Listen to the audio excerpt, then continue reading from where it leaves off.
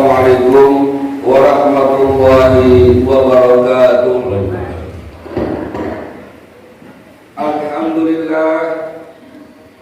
Alhamdulillah nahmaduhu wa nasta'inuhu wa nastaghfiruh wa na'udzu billahi min shururi anfusina wa min sayyiati a'malina. Abduhu wa rasuluhu la nabiyya wa rasula ba'da. Allahumma shalli wa sallim wa barik ala sayyidina wa habibina Muhammadin wa ala alihi wa ashabihi ajma'in. Fa ya ibadallah, usikum wa nafsi bitaqwallahi azza wa jalla, faqad fazal muttaqun. Kama qala ta'ala fil Qur'anil Karim, a'udzu billahi minasy syaithanir rajim. Ya ayyuhalladzina amanu taqullaha haqqa tuqatih wa la tamutunna illa wa antum muslimun. Ya ayuhan nasu taqu rabbakum alladzi khalaqakum min nafsin wahidah wa khalaqa minha zawjaha wa batha minhuma rijalan katsiran wa nisaa'a wattaqullaha alladzi tasaaluna bihi wal arham innallaha kana 'alaikum raqiba.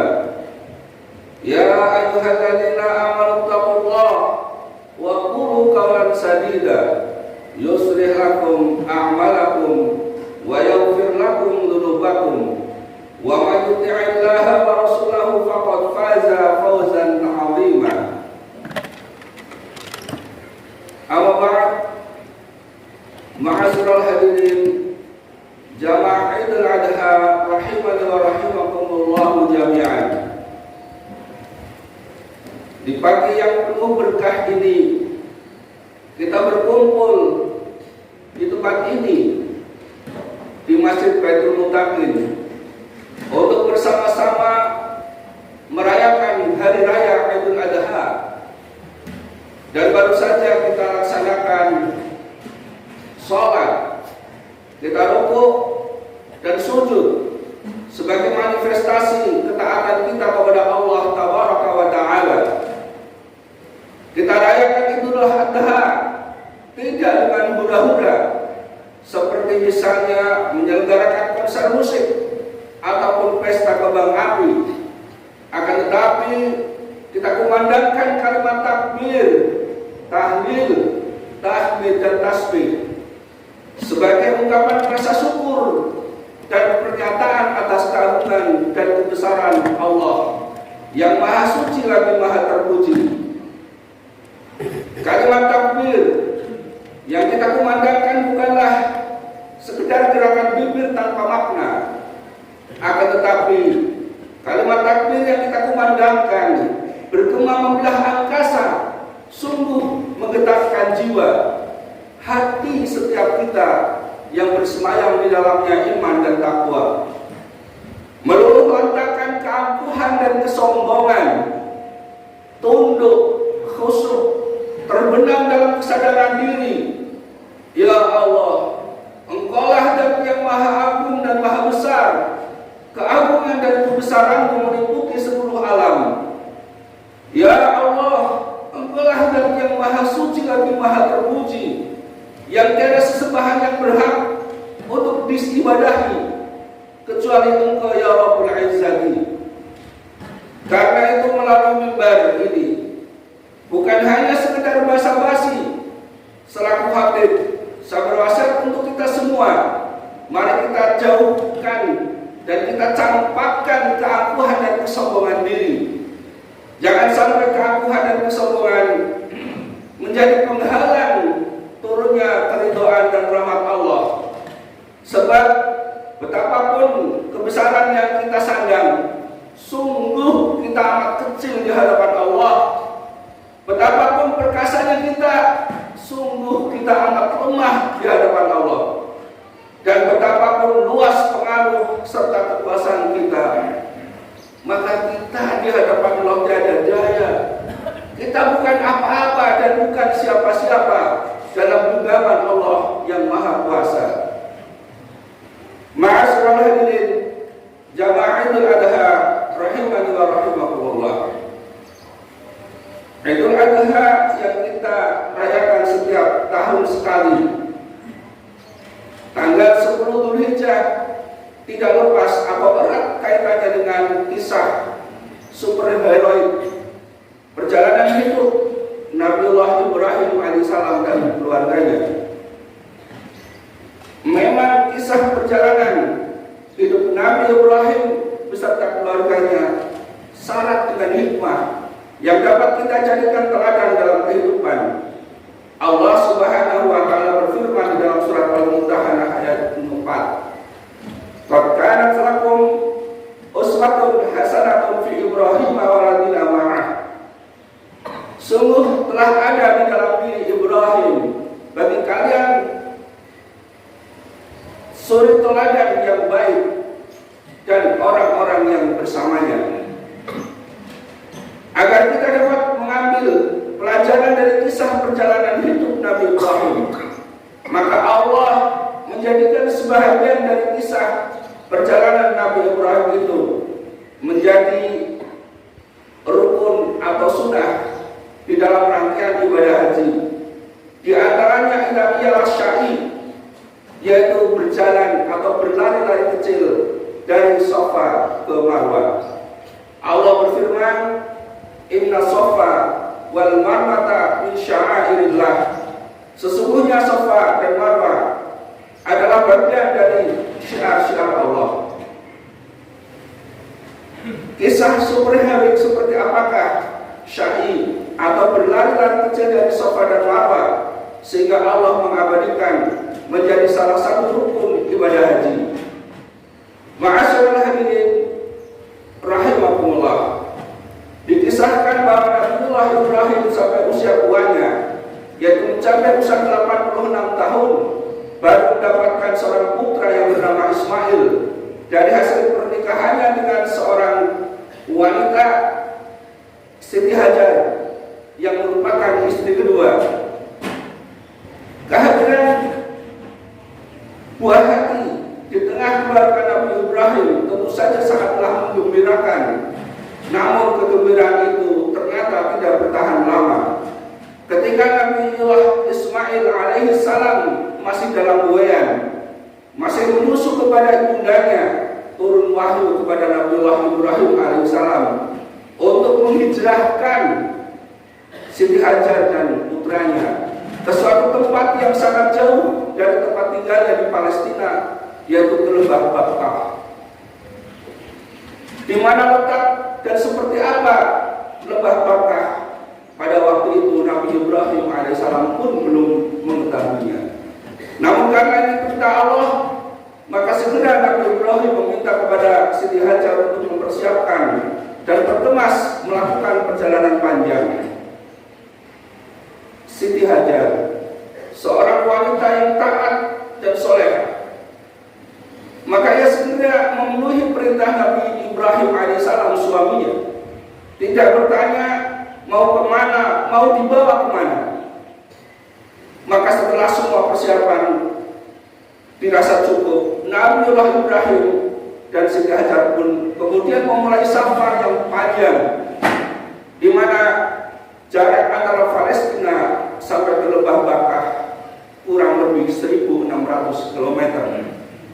Yang apabila konon ditempuh dengan berkuda dapat mencapai selama 1 bulan perjalanan. Sedangkan kalau berkendaraan dengan unta bisa mencapai 3 bulan perjalanan. Sungguh merupakan perjalanan yang amat berat bagi Nabi Ibrahim dan juga Siti Hajar, apalagi masih memiliki bayi, memiliki anak yang masih menyusui. Namun keduanya melaksanakan perintah Allah dengan penuh keikhlasan dan kesabaran. Hari berganti pekan, pekan pun berganti bulan. Akhirnya Nabi Ibrahim alaihissalam sampai di suatu tempat yang merupakan padang pasir atau gunung Sahara yang amat luas. Kemudian keduanya pun melintas gunung Sahara tersebut. Maka sampailah di sebuah lembah di tengah Sahara, yaitu lembah yang gersang, tanpa rumputan, tanpa pepohonan, lembah mati yang sepi tanpa penghuni.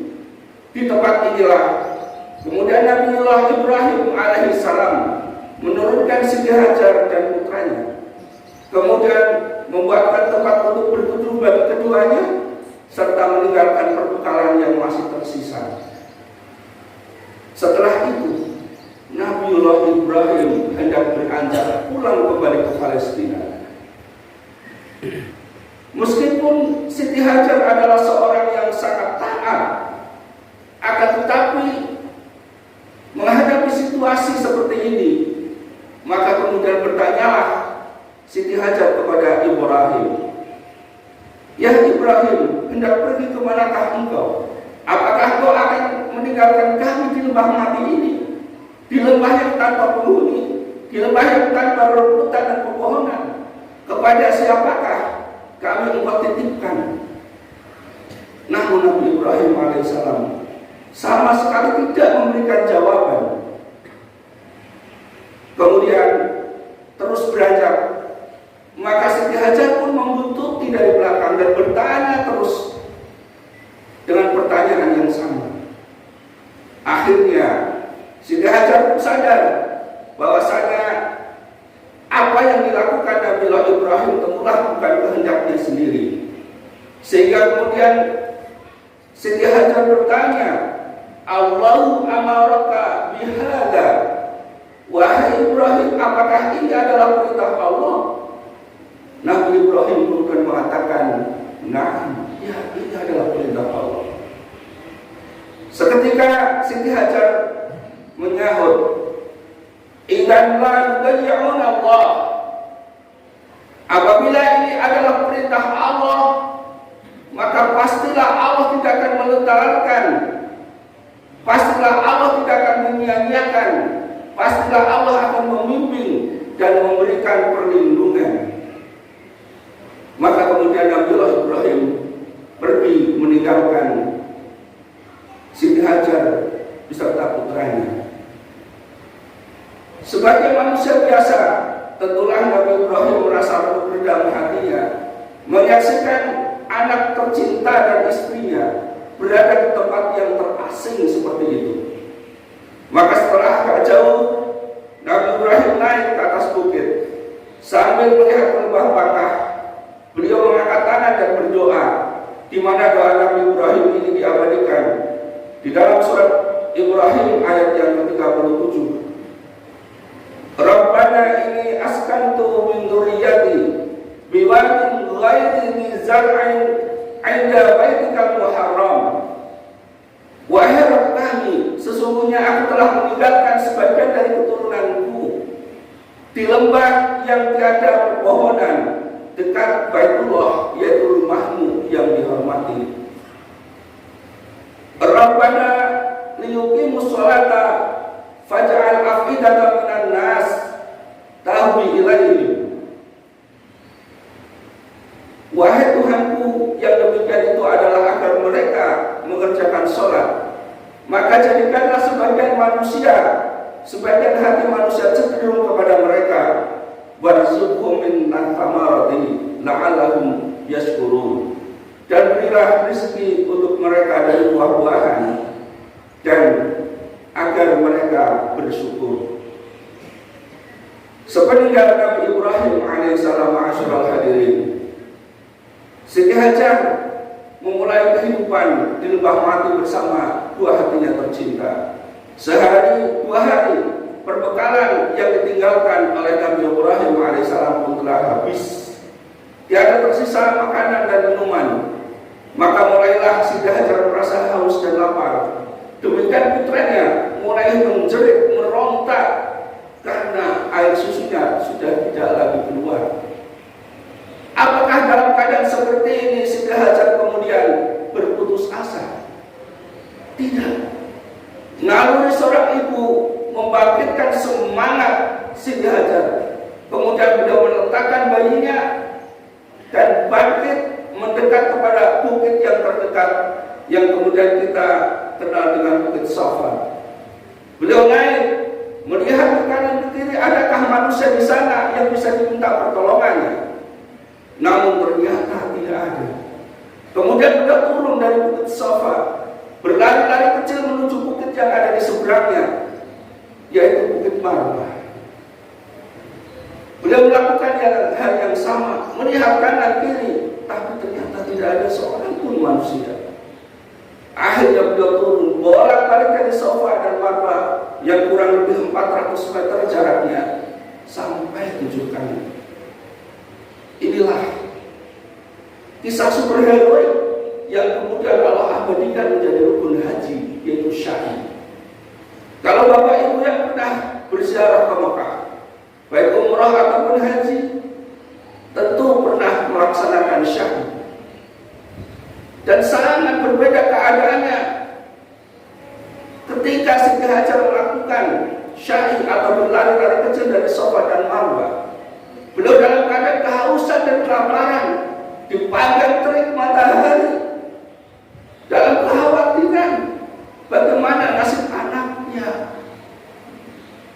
Maka kemudian setelah tidak lagi terdengar tangis anaknya, beliau kembali mendekatinya. Masya Allah, ternyata di dekat kaki Ismail terpancar mata air yang jernih luar biasa. Itulah yang kemudian kita kenal dengan air Zam-Zam. Dan lembah Makkah itulah yang kemudian kita kenal dengan kota Makkah atau Al-Makkahul Mukarramah, yang ternyata doa Nabi Ibrahim terkabulkan di lembah mati yang tiada rumput, tiada pepohonan. Di sana kita bisa mendapatkan segala macam buah-buahan hari ini. Di sana tidak tumbuh pohon pisang, akan tetapi pisang di Arab Saudi, di Mekah besar-besar.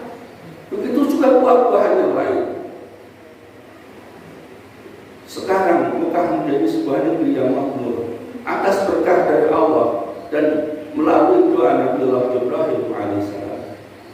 Allahu Akbar, Allahu Akbar, Allahu Akbar walillahil hamd. Sekelumit dari kisah yang saya paparkan ini, maka marilah kita coba mengambil sedikit pelajaran di dalamnya.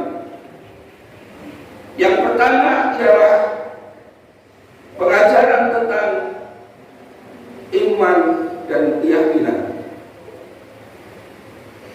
Keimanan dan keyakinan kepada Allah Tabaraka wa Ta'ala, yaitu meyakini akan keberadaan Allah dan janji-janji Allah.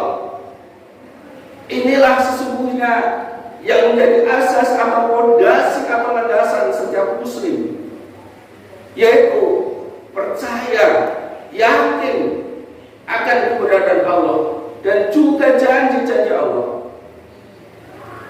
Sehingga apabila seseorang telah mampu memupuk keimanan dan keyakinannya, akan menumbuhkan semangat untuk melaksanakan ibadah, akan menumbuhkan keikhlasan dan juga kesabaran serta keberanian. Kita dapat bayangkan seorang wanita bersama anaknya yang masih menyusu tinggal di lembah mati. Apabila tidak tumbuh di dalam dirinya keimanan dan keyakinan yang mengurat mengakar, tentu bisa jadi mati ketakutan. Akan tetapi ternyata Siti Hajar tidak. Dia tegar menghadapi keadaan yang sedemikian itu. Dan ini pula lah yang diajarkan oleh Rasulullah Muhammad SAW kepada umatnya, kepada para sahabatnya. Ada sebuah kisah di dalam perang Mu'tah, di mana panglima kaum muslimin yaitu Sa'id bin Zaid, Ja'far bin Abu Thalib, Abdullah bin Rawahah telah gugur. Kemudian ditunjuk Khalid bin Walid menjadi panglima perang. Pada waktu itu kaum muslimin berjumlah 3.000 orang, sedangkan pasukan Romawi lebih dari 100.000 orang. Ketika peperangan akan dimulai kembali, ada di antara pasukannya Khalid bin Walid yang mengatakan, innahum aktsaru minna adad. Sesungguhnya mereka amatlah banyak.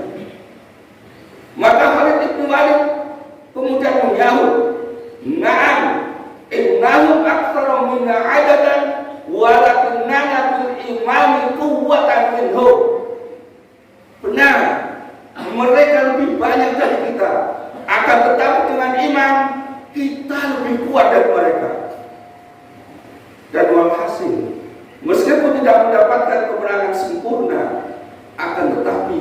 3.000 orang mampu membuat 100.000 orang pasukan Romawi pecah pacul.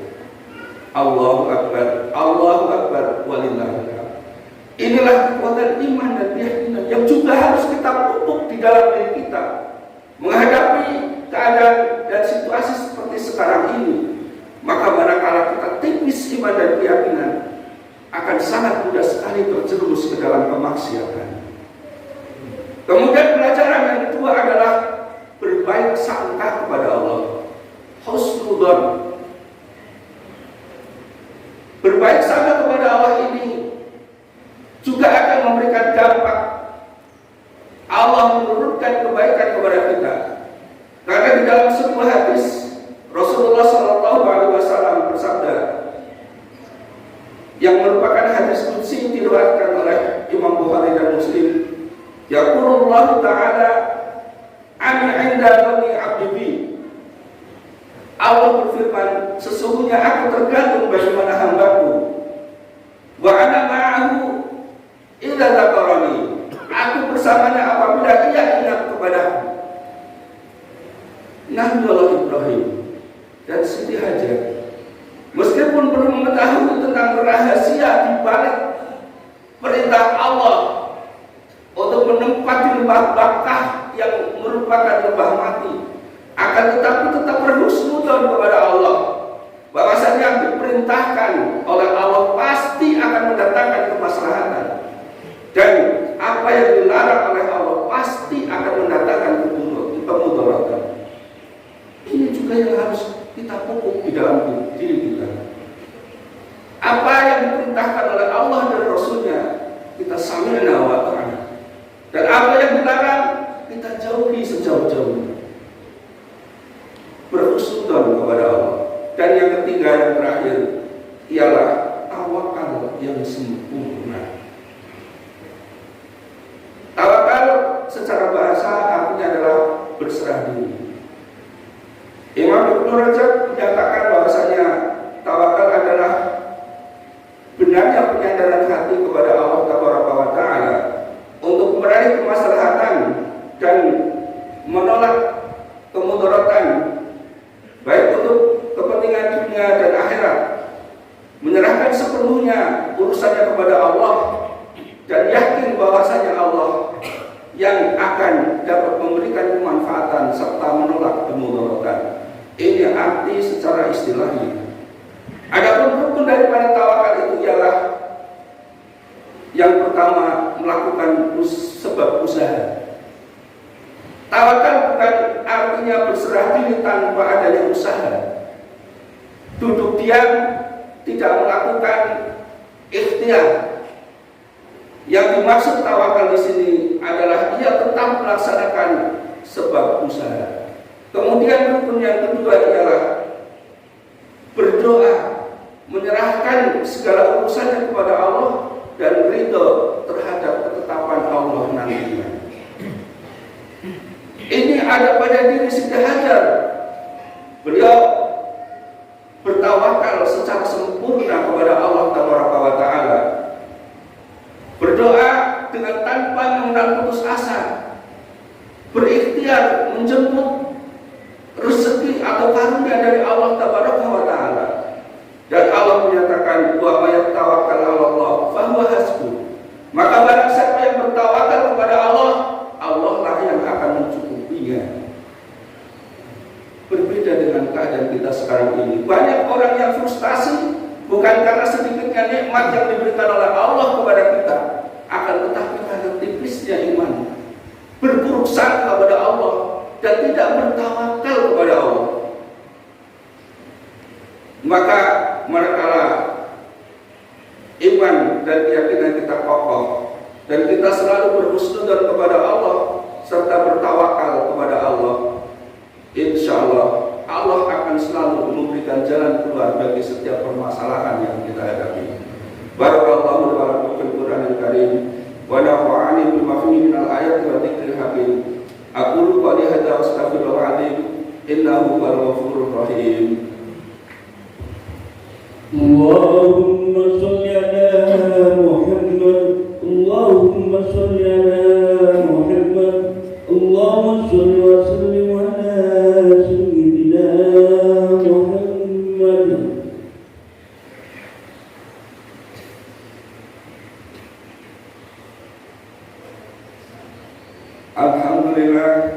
Alhamdulillahilladzi anzala sakinata fi qulubil mu'minin liyastadu imana ma'a imanihim. Walillahi junudus samawati wal ard wa huwal azizul hakim. Asyhadu an la ilaha illallah wahdahu la syarika lah wa asyhadu anna Muhammadan abduhu wa rasuluh. Ya ayyuhalladzina amanu taqullaha wa kunu ma'as shadiqin. Innallaha wa malaikatahu yusholluna 'alan nabi ya ayyuhalladzina amanu shallu 'alaihi wa sallimu taslima. Allahumma shalli wa sallim wa barik 'ala sayyidina Muhammadin wa 'ala alihi wa ashabihi ajma'in bi rahmatika ya arhamar rahimin. Allahumma fir lil mu'minina wal mu'minat wal muslimina wal muslimat al ahya'i minhum wal amwat. Allahumma taqabbal minna innaka antas sami'ul 'alim wa tub 'alaina innaka antat tawwabur rahim. Rabbana la tuzigh qulubana ba'da idh hadaitana wa hab lana min ladunka rahmah innaka antal wahhab. Allahumma arinal haqqa haqqan warzuqna ittiba'ah wa arinal batila batila warzuqna ijtinabah. Rabbana atina fid dunya hasanah wa fil akhirati hasanah wa qina adzabannar. Ibadallah, innallaha ya'murukum bil 'adli wal ihsan wa ita'i dzil qurba wa 'anil fahsya'i wal munkar wal baghi ya'idukum la'allakum tadhakkarun. Subhana rabbika rabbil 'izzati 'amma yasifun wa salamun 'alal mursalin walhamdulillahi rabbil